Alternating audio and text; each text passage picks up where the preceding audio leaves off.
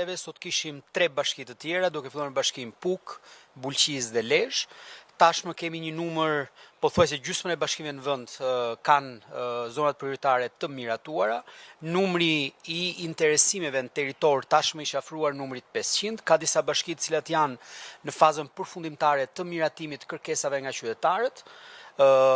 Duke filluar me bashkinë Shkodër dhe pastaj me gjitha bashkitë me radhë, duke vazhduar me Skraparin, Përmetin e tjerë, të cilat së shpejti mbarojnë afatin 45 ditor për të shpallur kandidatët të cilët më pas do të kalojnë për miratim në Këshillat Bashkiake. Paketa e maleve, siç e kemi thënë tashmë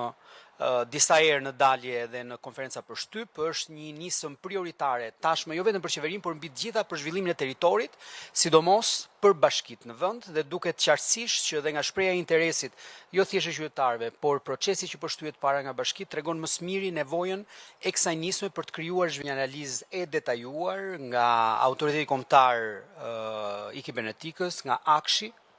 por po ashtu dhe nga ekspertët e vetë postës shqiptare. Ajo çfarë ne mund të themi në këtë moment është që të gjitha shërbimet e postës vazhdojnë normalisht. Nuk ka të dhëna,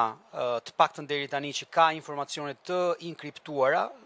të cilat janë të paksesueshme për pjesën operacionale të vetë postës. Gjithsesi ne duhet të presim raportin përfundimtar të gjithë ekspertëve të gjithë këtyre institucioneve, për sa i përket asaj çfarë ka ndodhur brenda postës shqiptare, por mbi të gjitha, ajo çfarë unë dua të nënvizoj është që veta autoriteti kombëtar i luftës kibernetike tashmë i ka gjitha kapacitetet të cilat e rrit garancinë dita ditës për sa i përket integritetit të dhënave publike në institucionet shqiptare. Kuptohet që jo të gjitha institucionet janë të përfshira në ambrellën e këtij institucioni, por ne kemi tashmë edhe nga vetë rënditjet që ky institucion ka dhe vetë vendi ka për sa i përket sigurisë